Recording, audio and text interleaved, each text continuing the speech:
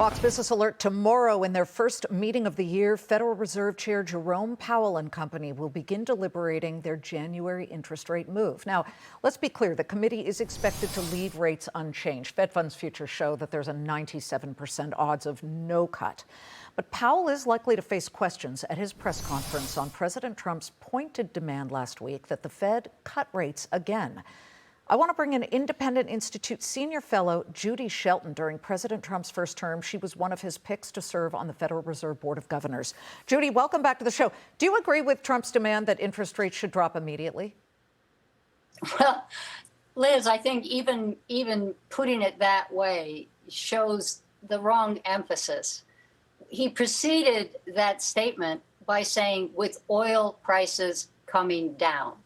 That was the stipulation. He was saying, and this is entirely consistent intellectually with the Fed's own model, the whole idea of high interest rates is to fight inflation. Energy is a huge component of inflation. Mm-hmm. So if President Trump's efforts to increase the supply of energy brings down the price of energy, that brings down inflation.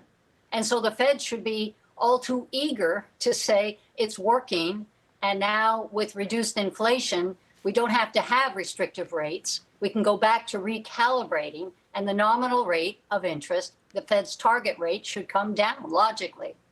Oil is coming down. Let's show it. Today, it was down about 2% in the regular market. Aftermarket down still just about 2%. The 6-month picture shows that oil is down about 6%. And to me, I look at that and I say, well, oil is coming down. Hence, when he says, when oil comes down, we should cut rates immediately.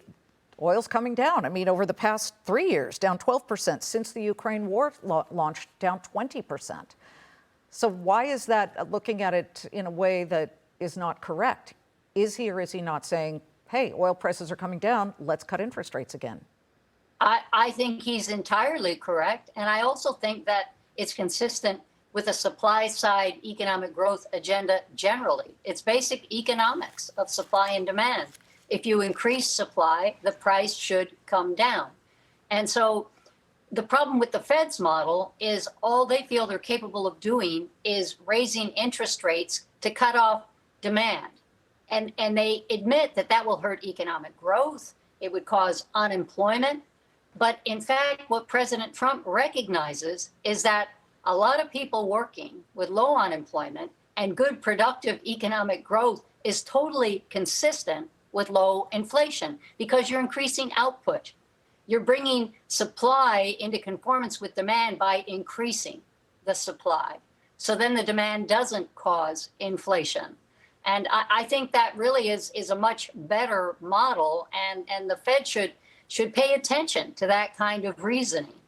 Yeah, you're not the only one who has felt that way. There are certain things that people look at and say, wait, we are still at a Fed funds rate that was quite close to where we were when inflation was at 40-year highs. We're not there anymore, so shouldn't that rate come down? I get that. But I'm so interested to know which side you fall on when it comes to the Fed's belief, and particularly vocal Jay Powell has been, that the Fed is apolitical and should not be beholden to any politician or any president, that they should be independent.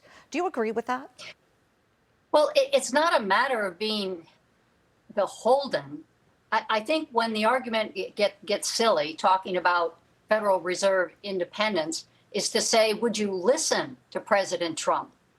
And I don't know if people think that the Fed should be, no, I'm not going to listen. I'm going to follow the direction indicated by 300 staff economists at the Fed, some of them newly minted from grad school, who have been not only consistently wrong in making predictions, but are also 10-to-1 registered Democrats. I think that you might be interested in the opinion of someone who's not only been president of the United States, but has been resoundingly reelected to that position.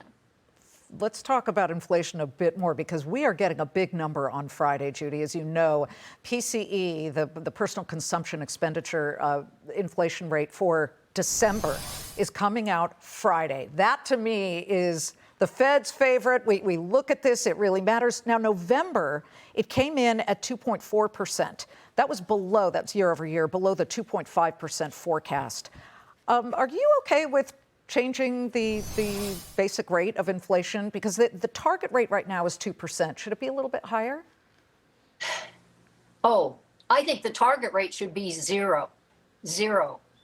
The Fed's mandate says that they are to facilitate and bring about stable prices, not stable inflation, not even low, but stable inflation. It's supposed to be price stability. That implies zero inflation.